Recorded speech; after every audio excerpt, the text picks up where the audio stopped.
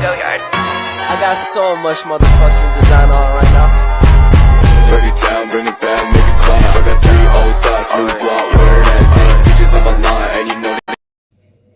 Masalah ekonomi merupakan masalah yang sangat krusial saat ini. Masyarakat tentunya pernah mengalami yang namanya masalah ekonomi. Namun, apa sih definisi masalah ekonomi? Faktor-faktor apa saja yang menyebabkan terjadinya masalah ekonomi?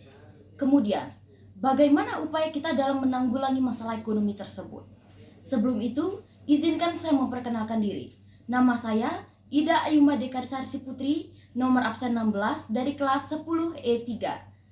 Selain itu, saya juga akan membahas mengenai salah satu contoh masalah ekonomi terbesar di beberapa negara, termasuk di Indonesia, yaitu pengangguran. Baik, masuk ke pembahasan yang pertama, yaitu mengenai masalah ekonomi. Pada masalah ekonomi terdapat 3 pembahasan.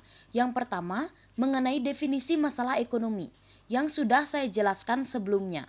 Yang kedua, faktor-faktor penyebab terjadinya masalah ekonomi, yaitu ada yang pertama, sumber daya alam atau SDA. Faktor sumber daya alam berhubungan sangat erat dengan masalah ekonomi dari segi ketersediaan bahan baku. Karena tingginya tingkat pertumbuhan penduduk dan semakin menyempitnya lahan sumber daya alam yang diperoleh. Yang kedua, faktor sumber daya manusia atau SDM. Faktor SDM meliputi ketersediaan tenaga kerja. SDM merupakan elemen utama dibandingkan dengan elemen sumber daya yang lainnya, seperti modal dan teknologi. Sebab, manusialah yang berperan dalam mengendalikan faktor lainnya. Yang ketiga, modal kerja. Proses produksi yang baik tentu membutuhkan modal kerja. Modal kerja berupa jumlah dari aktiva lancar atau kekayaan perusahaan. Misalnya, kas, surat-surat berharga, piutang, dan persediaan. Yang keempat, proses distribusi.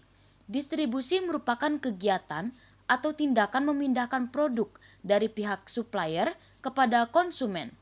Distribusi menjadi salah satu kunci keuntungan bagi perusahaan karena akan mempengaruhi pada biaya produk dan kebutuhan konsumen secara langsung.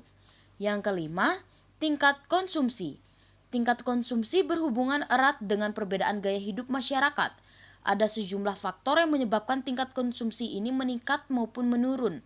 Suatu hal yang menyebabkan tingkat konsumsi menurun adalah keterbatasannya lapangan pekerjaan. Maka, angka pengangguran pun juga ikut tinggi atau meningkat. Kemudian, bagaimana cara atau upaya kita mengatasi masalah ekonomi? Yang pertama, meningkatkan mutu pendidikan. Pendidikan yang layak bagi masyarakat dapat menjadi salah satu kunci utama yang mempengaruhi terjadinya pertumbuhan ekonomi yang dapat meningkatkan pendapatan masyarakat itu sendiri. Yang kedua, membangun infrastruktur yang baik. Infrastruktur yang baik menjadi solusi untuk bisa mengatasi masalah ekonomi. Hal ini dikarenakan pembangunan infrastruktur yang baik bisa menjadi peluang terciptanya lapangan pekerjaan yang baru. Yang ketiga, membuka usaha mandiri. Kewirausahaan dikatakan sebagai salah satu faktor yang dapat mendorong peningkatan perekonomian di suatu negara. Contohnya saja di Indonesia, karena dapat menarik para investor asing untuk berpartisipasi pada pembangunan suatu negara. Mengenai hal ini, saya akan membahas apa itu definisi pengangguran, dampak-dampak yang terjadi akibat pengangguran, jenis-jenis pengangguran, faktor-faktor penyebab terjadinya pengangguran, dan yang terakhir, bagaimana cara kita mengatasi pengangguran yang ada di Indonesia itu sendiri. Karena pengangguran ini sangat berdampak pada perekonomian negara. Pengangguran merupakan penduduk dengan usia produktif tetapi tidak atau belum bekerja, atau yang sedang dalam proses ingin membangun suatu usaha. Pada data berikut menunjukkan tingginya angka pengangguran. Berdasarkan data Badan Pusat Statistik (BPS), hingga Februari 2023, jumlah pengangguran sebanyak 7,99 juta orang, merosot 410.000 orang dari Februari 2022 sejumlah 8,40 juta orang. Inilah yang menandakan bahwa produktivitas masyarakat Indonesia sudah dapat meningkat. Kemudian, penyebab terjadinya pengangguran. Yang pertama, lapangan kerja yang terbatas. Jumlah lapangan kerja terbatas sedangkan para pencari kerjanya lebih banyak, sehingga sebagian dari pencari kerja tersebut tidak mendapatkan pekerjaan. Maka dengan ini terjadilah pengangguran. Yang kedua, masalah perkembangan teknologi. Perkembangan teknologi terkadang membuat tenaga manusia tergeser, sehingga terjadinya efisiensi tenaga manusia yang digantikan oleh mesin. Misalkan, penemuan traktor yang ada pada sektor pertanian di zaman ini membuat tenaga manusia untuk membajak sawah sudah mulai berkurang. Yang ketiga, karena faktor pemutusan hubungan kerja atau PHK. PHK merupakan suatu kondisi ketika seseorang terpaksa diberhentikan dari perusahaannya. Hal ini disebabkan karena perusahaan merugi ataupun penurunan aktivitas produksi, sehingga terpaksa tidak mempekerjakan sebagian karyawannya, yang dimana akibat dari PHK ini pekerja terpaksa harus menganggur. Yang keempat, lokasi pekerja. Terkadang pekerja dan tempat kerja berada pada kondisi yang sangat jauh. Misalkan, kebutuhan tenaga kerja berada di NTT, sedangkan lokasi pekerjaannya berada di Pulau Jawa. Sehingga mereka yang tidak mau merantau tidak akan mendapatkan pekerjaan, karena lapangan kerja yang tersedia berada di tempat yang berbeda lokasinya. Itulah yang membuat sebagian orang terpaksa menganggur. Yang kelima, masalah pendidikan. Masalah pendidikan yang rendah dan tidak berkualitas membuat para pekerja memiliki keterampilan yang buruk, sehingga mereka tidak dapat mencari pekerjaan sesuai dengan harapan mereka.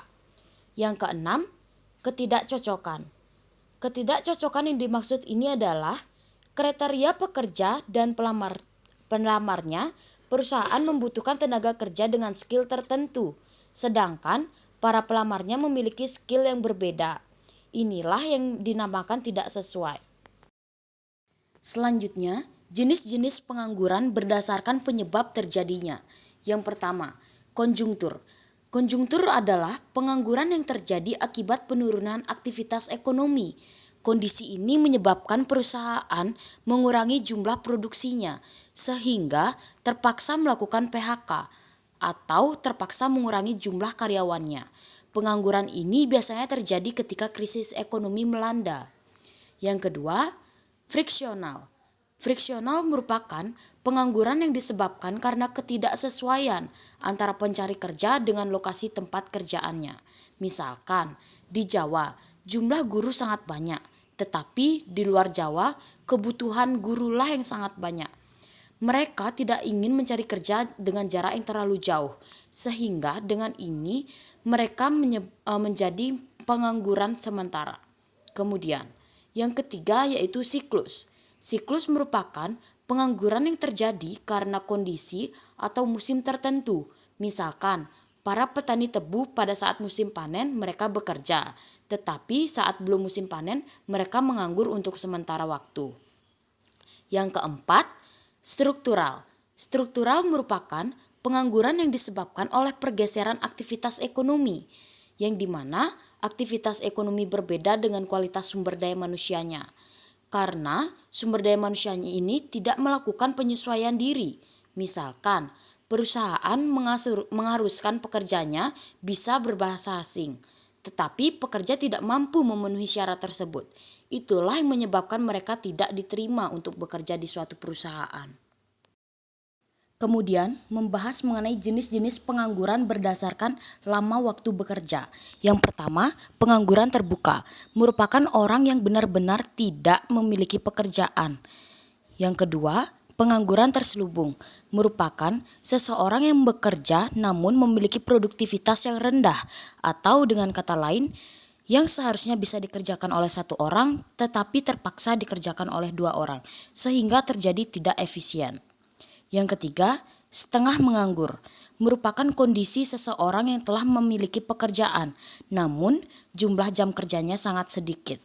Misalkan, mereka yang bekerja paruh waktu, hari ini bekerja, besok tidak bekerja.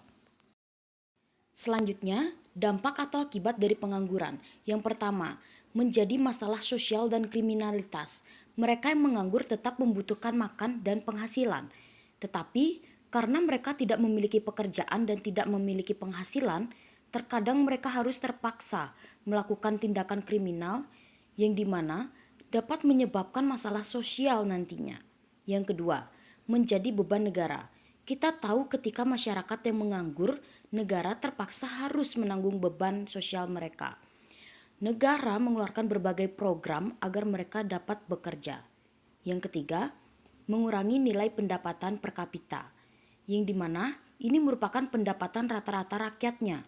Jika sebagian besar rakyatnya menganggur, maka pendapatan rata-rata per kapita juga semakin rendah. Yang keempat, menyebabkan masalah kesehatan dan psikologis. Mereka yang menganggur cenderung terkena tekanan batin atau depresi dan stres. Yang kelima, rendahnya produktivitas. Mereka yang menganggur tidak dapat beraktivitas sebagaimana mestinya, sehingga penghasilan pun tidak ada. Inilah yang menyebabkan produktivitas suatu negara menjadi turun. Lantas, bagaimana solusi mengatasi pengangguran yang terdapat di Indonesia? Yang pertama, meningkatkan kualitas pendidikan. Kita tahu bahwa pendidikan merupakan suatu yang sangat penting.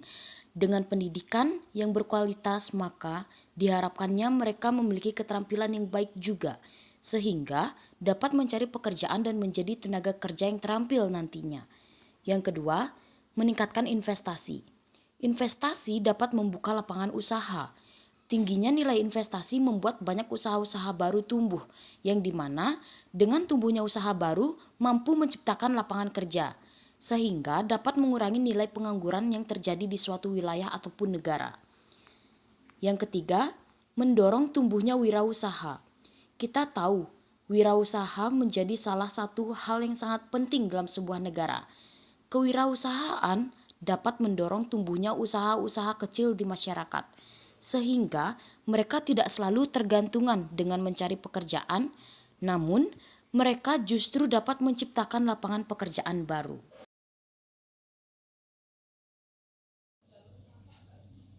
Sekian video presentasi saya mengenai masalah ekonomi beserta contohnya, yaitu pengangguran. Di akhir video saya memberikan suatu pertanyaan atau question. Silahkan kalian jawab menurut pendapat pribadi ya. Terima kasih. See you. Bye.